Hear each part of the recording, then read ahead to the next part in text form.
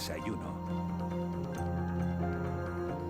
8:07 de la mañana de este viernes 28 de julio. Nos metemos en nuestro tiempo de desayuno, un tiempo que dedicamos en este programa, De la Noche al Día, ya lo saben, para tratar con un poquito de tranquilidad algunos de los asuntos que marcan la actualidad. Estamos conociendo en estos días a los nuevos integrantes del gobierno de Canarias, algunos conocidos como Fernando Clavijo, que fue presidente, que luego ha estado estos últimos 4 años de senador, ha vuelto a ser presidente, Manuel Domínguez, distintos consejeros que han ido pasando, y hoy visita Canarias Radio un hombre que también conoce el gobierno por dentro, porque ha sido consejero de Agricultura y retoma esas tareas de consejero de Agricultura. Narváez Quintero, muy buenos días. Hola, muy buenos días. Gracias por acompañarnos. ¿Esperaba usted volver a ser consejero de Agricultura del gobierno?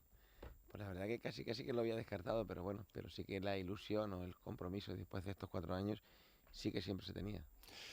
Fue usted consejero de Agricultura, llegó el Partido Socialista, Alicia Van Oostende ha sido la consejera de Agricultura en estos últimos 4 años y retoma usted el puesto. ¿Cómo se ha encontrado la consejería? Bueno, en primer lugar yo creo que lo que tengo que decir es que una consejería desanimada, pero yo creo que es el sentir casi del sector, un sector desanimado. Es un poco la primera visión que he tenido de la consejería, lo que me he encontrado. Pero bueno, pero yo creo que el pasado es pasado. Yo ahora no vengo aquí a echar culpas al pasado. Lo hice en mi etapa de diputado, critiqué la gestión, pero ahora no. Yo creo que es tiempo ahora de mirar para el futuro. Primero, de recuperar la confianza de los funcionarios y los trabajadores públicos de la consejería, que son profesionales, muy buenos profesionales, y fundamental, entre todos recuperaremos la confianza del sector y planificaremos los próximos 4 años. Y no solo los 4 años, yo creo que el sector necesita una planificación a largo plazo, una planificación que garantice y estabilice un sector primario en Canarias, del cual yo creo que nos tenemos que sentir orgullosos. Profesionales del sector que puedan vivir dignamente del campo y de la mar. Enseguida vamos a hablar de todos esos planes, señor Quintero, que tiene usted en la cabeza, consejero. Pero me gustaría preguntarle, ayer visitaba usted junto al presidente de Canarias, junto a Fernando Clavijo y a la consejera de Presidencia, Nieves Lady Barreto, las zonas afectadas por el incendio forestal de la isla de La Palma. Hemos visto bodegas quemadas, hemos visto fincas agrícolas muy afectadas por el incendio, que fueron arrasadas por las llamas. ¿Qué se puede hacer? ¿Cómo se puede ayudar? ¿Qué se encontró ayer? Hombre, la verdad que ayer fue un día triste, ¿no? Cuando pasamos por Punta Gorda y Jarafe, y bueno, nos adentramos un poco en las fincas. Vimos fincas principalmente de viñedos, también algunos tropicales y subtropicales, pero de viñedos completamente arrasadas, ¿no? Una bodega, el Tendal, que hablaba con el dueño, y que la verdad casi se echaba a llorar, ¿no? Porque eran 25 años de trabajo. Una zona que había sido recuperada, que hace 25 años, una zona que estaba deprimida, vitivinícolamente hablando, que se había recuperado, se había replantado. La tercera bodega de la isla de La Palma, el Tendal, y que desgraciadamente no solo la viña, 30 viticultores afectados, sino en la bodega. Con lo cual, la verdad que esa imagen dantesca pues tiene que hacernos reflexionar de la importancia que tiene el sector primario en nuestro entorno, en nuestro mundo. Ayer se demostró que el viñedo es un cortafuegos natural entre las zonas pobladas y las zonas de nuestro monte, ¿no? Con lo cual, se demuestra en La Palma perfectamente. ¿Qué se tiene que hacer? Primero, lo primero que ayer acordamos es una ayuda casi inmediata. Una ayuda inmediata, colaboración entre los ayuntamientos, el Cabildo y el Gobierno. Ya ayer se le daba, por parte del Cabildo, se le daba un local para que instalaran la bodega, algo fundamental, es decir, para que puedan recoger la vendimia de este año, por lo menos aquella parte que no ha sido afectada. Después nosotros, ayer nos comprometimos con el gobierno en una primera acción, unas botellas que han quedado y que se pueden utilizar, pues sabe que se está planteando la botella solidaria del Tendal, de la bodega, pues poderla comercializar a través de GMR, la empresa pública que tiene la consejería, poder comercializarla no solo en Canarias, sino en la península, porque mucha gente, la manera de colaborar, igual que pasó con el volcán, la manera de colaborar, pues en este caso es comprar la botella. Y después hemos diseñado un modelo, ayer se habló de un modelo para esa comarca noreste de la isla de La Palma, un modelo con una corona verde forestal que en esa parte entre la población y el monte pues fuera completamente agrícola. Bueno, eso es lo que se ha diseñado, que evidentemente es a largo plazo, pero es pensando en un futuro, tanto en los incendios como en potenciar un turismo rural en esa zona vinculada a la agricultura y ganadería. Luego están aprobadas las primeras ayudas para los afectados por ese incendio de La Palma. Le amplío la mirada, consejero, hablo del conjunto del archipiélago, de los planes que tiene para para el resto del archipiélago en estos 4 años que tiene por delante. Y le empiezo preguntando, en Canarias hay aproximadamente unas 150.000 hectáreas de terrenos cultivables, se están utilizando 39.000, hablamos de modelos de sostenibilidad, de soberanía alimentaria, pero claro, todo eso no es posible sin una buena logística, sin una buena, canales de producción, canales de distribución del producto. ¿Cómo se organiza todo eso? Sí, Porque habrá que hacerlo a nivel colectivo, no a nivel individual. evidente que es un marco, una planificación futura de muchos años. Primero, porque es verdad que tenemos que recuperar terreno que está sin cultivar y que es suelo agrario. Yo creo que eso es lo primero que tenemos que hacer. Tenemos que entender que ese suelo agrario tenemos que facilitarlo. No es fácil. El precio del suelo agrario en Canarias está mucho más elevado que el resto de Europa. Es entendible porque tenemos mucho menos nuestras explotaciones. Entonces, lo primero que tenemos que hacer es facilitar a aquellas personas que quieran ese suelo agrario. Lo segundo es que las personas, y principalmente los jóvenes, que quieran ir al sector primario, lo entiendan como una salida profesional. Yo siempre he dicho que el sector primario tiene que ser profesional. Es decir, los chicos y chicas que se quieran dedicar a esto tienen que tener vacaciones, tienen que tener los días libres, tienen que saber que tienen una renta para vivir dignamente. Si no entendemos eso, ¿cómo vamos a decir a los jóvenes que vayan al campo? Si al final la visión del campo, y perdonen que lo diga, la tenemos de aquel hombre o mujer que trabaja de 6 de la mañana a 9 de la noche, que no tiene días libres, que está esclavizado. Entonces, tú le dices eso a un joven hoy en día y eso, No, y que en algunos casos vende a pérdidas, además, porque nos hemos encontrado con esa situación. Y vende a pérdidas. Entonces, ese no es el futuro. El futuro es conseguir, y eso lo enlazo con el nivel de abastecimiento de soberanía alimentaria. Como saben, en Canarias no podemos tener de todo. Primero porque somos un territorio limitado y segundo porque hay cosas que no se dan. Entonces tenemos que enfocarnos en aquellos productos que se dan, nuestra climatología nos lo permite, que podemos ser competitivos en un mercado internacional, porque hoy en día el mundo global, todo lo que pasa en cualquier parte del mundo nos afecta, con lo cual tenemos que entender todas esas circunstancias y a partir de ahí diseñar una estrategia para que la FAO dice que podemos llegar al 38-40% de autoabastecimiento. Sí. No podemos llegar aquí al 100% de todo. Hay cosas que sí. Del pescado, pescamos más de lo que consumimos. De la papa casi un 80%. Pero hay cuestiones que evidentemente el maíz, el trigo, cereales, no somos capaces, aunque planteemos toda Canarias, no somos capaces de producirlo y de consumirlo. Entonces, esa es un poco la planificación que tenemos que tener. Estamos hablando con el consejero de Agricultura del Gobierno de Canarias, con Narváez Quintero. Enseguida le doy la palabra a Juan Betenguri Ángeles. Recibía una pregunta, consejero. ¿El campo canario es sostenible sin subvenciones o solo es rentable si está subvencionado? El campo canario tiene que estar compensado. Es decir, ¿por qué compensado? Porque cuando vivimos en un mundo global donde Europa, la propia Europa, nos exige unos niveles de seguridad sanitaria al campo, seguridad medioambiental, seguridad laboral, es decir, tenemos que cumplir unos convenios, un salario mínimo, que me parece fundamental. Hemos prohibido productos fitosanitarios por el medio ambiente, que me parece fundamental. Y cuando tenemos que dar las garantías al consumidor de que lo que consume de aquí está completamente sano y tiene una trazabilidad que todo el mundo lo puede ver, eso tiene un coste. Y ese coste no lo tienen, por ejemplo, los países latinoamericanos ni los países africanos. Pero cuando Europa llega a convenios bilaterales, en este caso con estos países, entran productos de esos países que no tienen esas condiciones. Claro, no podemos competir, entran a muy bajo precio. Entonces tenemos que estar compensados. Pero después una región como Canarias tiene que estar más compensada. Porque nuestras explotaciones son de menos de 1 hectárea. En la península de media son 4 hectáreas. No están mecanizadas. La orografía ayer en La Palma, el viñedo, está escalonado. ¿Sí? Nosotros no tenemos un tractor que pase por la viña y haga todo el trabajo. Tienen que ser personas. Y eso evidentemente tiene un coste. Con lo cual, viticultura, por ejemplo, heroica. Y a eso tenemos que saber darle el valor que tiene. Un producto de calidad, un producto único en una tierra única. Bueno, a partir de ahí tenemos que ser competitivos, pero evidentemente tiene que estar compensado. Consejero, muy buenos días. Quería darle un ejemplo. Usted ha hablado de la remuneración suficiente para el agricultor. Luego está la otra variable que afecta al consumidor, que es el precio, ¿no? Hay un ejemplo muy claro y tal, que se cita mucho y tal, pero que está muy presente estos días porque he asistido a alguna conversación sobre eso, ¿no? El aguacate. Se ve que el aguacate en la península está más barato que en Canarias, bastante más barato. A veces la mitad más barato, porque en Canarias solo consumimos aguacate de aquí.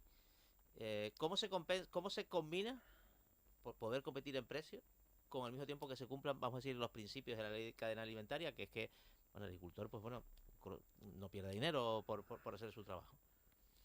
Sí, la verdad que lo que va a plantear con la tropical y subtropical puede pasar estas cosas. Por ejemplo, el aguacate. ¿Por qué? Porque tenemos una orden ministerial del 87 que prohíbe la entrada en Canarias de productos tropicales y subtropicales porque han traído muchas plagas en Canarias, más de 79 plagas que tenemos actualmente, que vienen exportadas del exterior y que al final, por ejemplo, la polilla guatemalteca Viene con unas papas que trajo un señor. Efectivamente. Entonces, claro, es verdad que se puede entender que hay un mercado cautivo de tropicales en Canarias y claro, y que el precio al final aquí puede ser más caro que en Península porque viene de fuera. Pero cuando viene de fuera, estamos hablando que el aguacate, por ejemplo, o ponerte un caso de la piña, la piña tropical venida de Costa Rica cuesta 40 céntimos puesto en Península. 40 céntimos. Ya puesto en Península. Ese es el coste real. Una piña tropical plantada en El Hierro o plantada en Las Palmas o en Buenavista de Tenerife, o en La Palma, por ejemplo, que también tienen piña, lo mínimo que cuesta es 1,50 €. La diferencia es brutal. Por los costes que estábamos hablando antes. Con lo cual es verdad que esa parte habría que intentar regularla para que el consumidor canario pueda consumir más barato. Pero aquí el gran, digamos, eslabón es la cadena. ¿Quién se queda con ese margen? Evidentemente los intermediarios. Hemos visto que a lo mejor a un aguacate al productor se le paga 1,50 €, 2 € y después lo hemos comprado 7 €. Hay un margen muy grande. Yo creo que es el que tenemos que atacar, intentar hacer cumplir la ley de cadena. Pero la ley de cadena ha sido criticada por el propio sector. Y a ustedes, me refiero a ustedes, vamos a decir que la HI o Coalición Canaria, tampoco les entusiasmaba la norma en sí. No, porque en realidad la norma tiene un vacío legal. Al final la norma lo que te dice es que tendrá que ponerse de acuerdo el productor con el distribuidor, perdón, y poner un precio. Si no se ponen de acuerdo, habrá un intermediario. ¿Y quién es intermediario? Nosotros decimos, oye, que se pongan, que sea la comunidad autónoma. No lo pusieron. Al final, si no llegan a un acuerdo, entramos en un limbo jurídico. Si llegamos a un acuerdo de precio, vale. Si no, entramos en un limbo jurídico que al final es verdad que no beneficia al productor. Pero también otra parte importante es la concienciación del ciudadano. Yo voy a poner un ejemplo real. Una misma persona tiene explotaciones agrícolas, calabaza y calabacín, y tiene otra explotación que es más, digamos, un bar, donde vende, no voy a nombrar la marca, pero donde vende cafés o tés muy gourmet, digamos. Y esa misma persona dice, ¿cómo me pueden criticar por estar a 90 céntimos, 1 € el calabacín o la calabaza, que hacemos una crema calabaza para los niños, 2 o 3 del calabacín, a 90 céntimos el kilo, y salir del supermercado, y esto es real, salir, ir a mi establecimiento, que tengo alquilado, y sacarse una foto con un café, vamos a decirlo, de 4 €, poner en Instagram, y el coste son 25 céntimos. Es decir, la conciencia es que la misma persona criticamos que una calabaza, un calabacín está a 90 céntimos, que caro es, pero somos capaces de salir del supermercado, No nos vamos a Starbucks. metamos, por ejemplo, exactamente. Y eso, también tenemos que hacer pedagogía interna, es decir, oye, es que estamos confundiendo los valores, estamos diciendo, oye, no le estamos dando valor a esa persona que trabaja en el campo que nos alimenta, le estamos dando valor un poquito de agua y un condimento y sacame la foto en Instagram. Buenos días, consejero. Buenos días, Ángeles. Se trata un poco de cambiar el chip, ¿no? Yo le quería preguntar, porque usted ha hablado de la necesidad de planificar a largo plazo, ha hablado de, bueno, la necesidad de que profesionalizar el sector, de que los jóvenes que se apunten a ser agricultores o ganaderos, pues disfruten de todos los derechos, ¿no?, que tiene un trabajador en España. Pero claro, estamos en un contexto de cambio climático, de sequía, de olas de calor. Yo le quería preguntar qué debe hacer el sector o qué planifican ustedes que hay que hacer con el sector ganadero y la agricultura en general en Canarias para adaptarnos, afrontar pues estas circunstancias, ¿no?, del cambio climático. Es evidente que el cambio climático está afectando a todos y, como no, afecta muy, muy directamente al sector primario. Por ejemplo, aquí antes se cultivaba mucho en secano. Todos entendíamos en las partes medias, altas de las islas, se cultivaban en secano y hacían producciones muy rentables. Hoy en día eso es inviable. Hoy en día, con el cambio climático, es una de las condiciones que tenemos que, por ejemplo, desde la administración, acometer infraestructuras de riego, que antes no existían, de riego agrícola para las medianías, en primer lugar. El cambio climático ha hecho que hay producciones que se han dejado de producir de manera rentable en Canarias y hay producciones que ahora son más rentables. Entonces tenemos que hacer entender también al sector, y el sector tiene que entenderlo, que el cambio de producción no es algo negativo, porque tenemos que hacerlo. Y otra manera importante, aunque no lo has nombrado, es los hábitos de consumo del consumidor. Es decir, tenemos que, el sector tiene que acostumbrarse o dirigirse a los hábitos de consumo del consumidor. Yo creo que sí es verdad que el consumidor cada vez es más exigente, cada vez es más consciente de lo que consume, quiere un producto de más de calidad, quiere ver la trazabilidad, kilómetro cero. Yo creo que esas son las condiciones fundamentales para desarrollar, como tú decías, Ángeles, la estrategia de futuro. Y es evidente que el sector primario está, de alguna manera, sintiendo, sufriendo el cambio climático. Pero el cambio climático no podemos obviarlo, no podemos. Entonces lo que tenemos que adaptarnos a él. Y lo que estaba comentando. ¿Cómo nos adaptamos? Bueno, pues cambiando las fórmulas de cultivos, de alguna forma, y cambiando las formas de generar riqueza dentro del sector. Y en cambio, cambiando los cultivos, ¿a qué cultivo se refiere? Los plátanos las plataneras gastan mucha agua, ¿no? Que tengo entendido que es uno de los cultivos que más agua requieren. No sé si hasta ahí vamos a llegar, ¿no? Pero en las dos fórmulas, por ejemplo, la platanera es un cultivo que gasta mucha agua, pero es verdad que lo que tenemos que hacer es conseguir el agua por medio de desalación, por medio de depuración, que al final Europa nos marca esto, depuración y saneamiento, desalación, pero ¿de qué manera? Pues con energías renovables. Es decir, yo creo que lo que tenemos que enfocarnos a eso, porque dense cuenta que el gasto, por ejemplo, energético de la extracción de agua o de la desalación de agua no es la desalación en sí. El mayor gasto es la elevación. Tenemos orografías en Canarias pues muy altas, es la elevación de ese agua a cota cero, por ejemplo, a cota, por ejemplo, llevarla a Vilaflor, llevarla a 900 metros. Ese es el mayor gasto que tiene el agua, con lo cual lo que tenemos que hacer es introducir las energías renovables para hacer este proceso. Pero tenemos que hacerlo. Si a Vilaflor le dejamos sin agua, en un futuro no tendremos viñedos en Vilaflor. Si en comarcas como la Isla del Hierro no llevamos el agua a la cota de Ginama, no tenemos papas, por ejemplo, para hablar. Y si no llevamos agua, una isla que está bastante bien preparada, diría que la mejor rural es Gran Canaria, que sí tiene agua a cuotas de 800, 900 metros, y tiene agua y tiene almacenamiento. Esa es la estrategia que tenemos que llevar con energías renovables. ¿Para qué? Primero, no consumir, evidentemente, y después que nuestros agricultores puedan tener regadío en todas las zonas. Consejero, esta semana ha habido Consejo de Gobierno y en ese Consejo de Gobierno se ha aprobado una modificación del REA, una modificación que ha estado consensuada con todos los sectores. Es una modificación que va a permitir a la ganadería tener un incremento en las ayudas que percibe para la compra de materias primas, para la elaboración de alimentos. En el sector industrial también se pueden compensar los sobrecostes de las materias primas. ¿Qué objetivo tiene esta modificación? ¿Era necesaria? Sí, bueno, tiene dos objetivos fundamentales. El primero, como todos sabemos, después de la guerra de Ucrania y ya antes, los insumos ganaderos, es decir, la alimentación que consume nuestro ganado en Canarias, está aumentando. A partir de la guerra de Ucrania se ha multiplicado. Para que los que nos escuchan sean conscientes, el 50% del coste de una ganadería, por ejemplo, de cabras o de vacas, o incluso de cochinos, el 50% es la alimentación, lo que nos cuesta. Lo traemos, el 90% lo traemos de fuera. Lo importamos. Y se ha duplicado. En los últimos 4 años se ha duplicado el coste de alimentación. Tenemos un instrumento que se llama el REA, que subvenciona o ayuda a la importación de estos alimentos. Pues en los últimos años han sobrado 6-7 millones de euros. Cuando entramos en el gobierno, hablamos con las organizaciones agrarias que firmaron el documento, todas las 4, un documento de acuerdo, donde lo que hicimos es bajar volumen, porque no se estaba consumiendo tanto, y subir ayuda a un 20%. Esto es lo que hace que a partir del mes de agosto la ayuda para la compra de alimentación de ganado en Canarias aumente, con lo cual al ganadero le salga menos y pueda ser un poco más rentable la ganadería. Y el otro objetivo fundamental, no perder dinero al final de año. Uh-huh. Porque el balance del REA lo puedes ir viendo diariamente cómo va. Entonces el balance como iba hace ya 2 meses, no ahora, hace 2 meses, se sabía que al final de año iba a sobrar balance. Es decir, iba a sobrar dinero. 5 o 6 millones de euros, está hablando.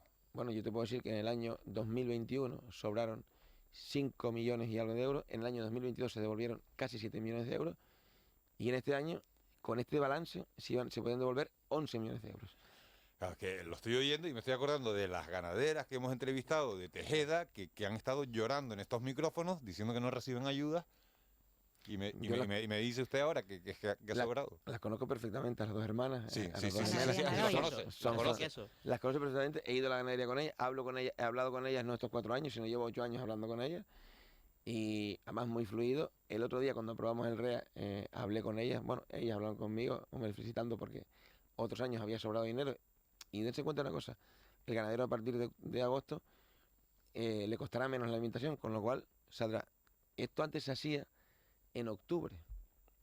En octubre ya no daba tiempo de traer, es que hay que comprar un barco, es que aquí no vienen en cajitas, vienen barcos exclusivamente con alimentos. Hay que comprar el barco, no daba tiempo, entonces llegamos a final de año y sobraba dinero. ¿Y esto es un acuerdo que se toma solo en el Comité Autónomo o hay que validarlo, refrendarlo en algún sitio luego? No, solo hicimos lo que tenemos como margen. Europa nos da un margen de ampliar modificar un 20%. Lo que hemos hecho es modificar el 20%. Hemos subido las ayudas hasta un 20% que solo tenemos que notificarlo.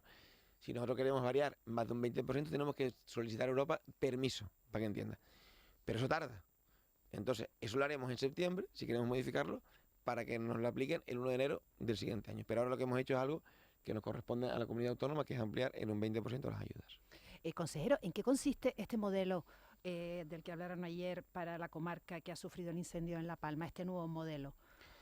Bueno, básicamente, de una manera muy sencilla, consiste en intentar hacer una corona verde entre las zonas pobladas, ¿vale? Estos 3 municipios de esta comarca y la corona forestal. Una zona verde donde principalmente estén los cultivos de la viña, tropicales, subtropicales y algunos otros que son que se pueden cultivar allí. ¿Para qué? Hombre, primero, porque lo que quieren en esta zona que en principio están empezando ahora a despegar turísticamente, pero no tienen ningún hotel, de manera de casas rurales, vivienda vacacional, un turismo que está dejando mucho rendimiento ahí, que se puede hacer, y quieren vincularlo también al sector primario. Y aparte de eso, que sería una actividad económica, las dos, entre un turismo verde, el sector primario, pues hacer un modelo que evite que, por ejemplo, incendios como el que han pasado esta semana atrás en La Palma, que se generan principalmente en zonas recreativas o en zonas pobladas, puedan llegar a la corona forestal. Consejero, ¿qué esperanzas o qué expectativas les da usted a los pescadores que A, se dedican a la pesca del atún en el caladero canario, B, faenaban en el caladero canario sahariano, sobre todo en la zona un poco que corresponde al Sahara Occidental y que por tanto es objeto de esa sentencia europea que teóricamente impide a los barcos de la Unión Europea faenar allí sin que el Polisario lo permita, cosa que no va a pasar? Bueno, pues ahora la verdad que no tengo muchas esperanzas de que volvamos de manera inmediata a faenar, pero es que esto se sabía de 2021, vamos a ver. Cuando a mí me dicen, es que el 17 de julio no pueden pescar los barcos canarios en la parte de Marruecos, principalmente porque es una sentencia que dice que están participando en el Sahara, que es la sentencia que dice, y estas aguas no son de Marruecos, con lo cual no puede llegar a un acuerdo con Europa. Pero es que se sabía desde el 2021, es decir, 2 años antes, sabíamos que el 17 de julio se iba a terminar el acuerdo. Y nadie ha hecho nada. Es decir, a mí me extraña mucho cuando dice, oye, es que ahora, no, es que ahora no. En el gobierno de España, incluso Europa, sabían que esto iba a pasar. Y no han intentado, como le decía el Frente Polisario, le decían algunas organizaciones de pescadores, incluso de España, e intenta llegar a un acuerdo con Europa, con Marruecos por lo menos, de las aguas que no están afectadas por la sentencia del Tribunal Superior de Justicia Europeo, por lo menos con esas, para que se prorrogue, y después ya, según la sentencia, digas que sí o no, porque que Europa ha recurrido, bueno, incluimos o no, pero por lo menos tener una garantía. Yo creo que se han dejado ir, el gobierno de España no ha hecho absolutamente nada, Europa un poco le ha dado igual por la presión de Marruecos, evidentemente, y nos encontramos en una situación delicada. Hay unas ayudas ahora, pero que son temporales entre 1 y 3 meses, que va a poner el Estado, pero claro, yo dudo mucho, o casi puedo asegurar que en 3 meses no tendremos otro acuerdo con Marruecos para pescar. ¿Qué pasará después de 3 meses? ¿Cuántas embarcaciones les afecta esto? Mira, embarcaciones que estaban autorizadas eran 15 en total. Lo que pasa es que 3 eran directamente, solo podían pescar allí, y eso ahora están paradas y no tienen ningún ingreso. Y los otros eran atuneros cañeros que podrían pescar tanto allí como aquí. Pero es verdad que aquí se está acabando la cuota, tanto del patudo como de la tuna o del atún rojo, y que están viniendo un poco a faenar. Pero el dinero que les dan, las ayudas, no les compensa para parar los barcos, con lo cual no se acogerán a las ayudas y pescarán para sacar, por lo menos para mantener los barcos. ¿Y la cuota del atún es la que deberíamos tener? La cuota del atún no lo es. Deberíamos estar sin cuota. Nosotros en Canarias, lo sigo diciendo, científicamente, no lo dice Narváez Quintero, lo dicen los científicos, que nunca acabaremos con ninguna especie de atún en Canarias porque pescamos de manera artesanal un anzuelo, un pez, y aquí son de 200 kilos, con lo cual ya han desobado más de 8 veces. Estaba hablando usted, fíjese, de barcos, estaba hablando de Marruecos y de repente me he acordado de la línea que va a unir Tarfaya con la isla de Fuerteventura. Y decía usted al principio de esta entrevista que, claro, que el cumplir con con unas garantías fitosanitarias suficientes es importante y además tiene un coste. ¿Le preocupa que en esa línea Tarfaya-Fuerteventura puedan entrar productos marroquíes que no cumplan con las medidas fitosanitarias que exige la Unión Europea? me preocupa muchísimo y nos ocupa. Y lo digo, me preocupa muchísimo.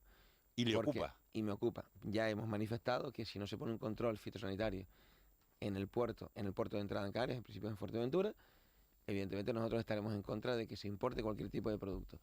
Porque es que no solo por nosotros, que compite directamente de manera desleal con el portuario, sino por el consumidor. Es que el consumidor va a tener un tomate canario con una garantía sanitaria Europa, con un sello europeo, con unos controles de calidad, de trazabilidad muy exigentes, yo diría los mejores del mundo, y al lado va a tener un tomate que no sabemos lo que tiene. Ujú. Eso es una hipocresía de Europa brutal.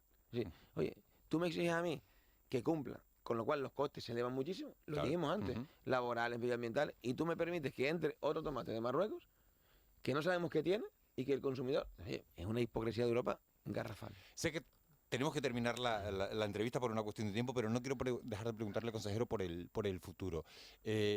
Las matriculaciones en el grado de ingeniero industrial han caído al 50%. Hay escuelas de capacitación agraria que dependen del gobierno. ¿Está la gente que está saliendo preparada para ir a trabajar al campo? Porque nos encontramos con sectores como el del metal que te dice, oye, es que no encuentro un mecánico para ir a trabajar a un taller de chapista, de pintor. En el campo la gente está preparada, las escuelas de capacitación agraria están dando... ¿Hay futuro? Sin duda, hay futuro. Hay futuro en el sector. Sin duda, lo que tenemos que hacer es un poco convencer o planificar que la gente quiera volver y quiera formarse. Pero futuro, yo quiero ser positivo y además ilusionar al sector de que sí hay futuro. Y evidentemente hay una parte importante que es la formación. Pero también te digo, faltan. Las empresas agrarias están buscando profesionales del sector para contratarlos. Y hace falta, con lo cual, bueno, hay que entender de que es una carrera primero, una formación profesional con salida, con mucha salida. Y que yo lo que sí quiero decir es que yo creo que hay que ilusionar y que el sector tiene mucho futuro. Narváez Quintero, consejero de Agricultura, Ganadería, Pesca y Soberanía Alimentaria del Gobierno de Canarias. Muchísimas gracias por haber venido a Canarias Radio, por haber estado en este programa de la noche al día. Toda la suerte del mundo. Ha sido una primera toma de contacto después de esos 4 años que estuvo al frente de la consejería. Y lo dicho, toda la suerte del mundo. Muchas gracias y buen día. Buen día. 8:34. De la noche al día, Canarias Radio.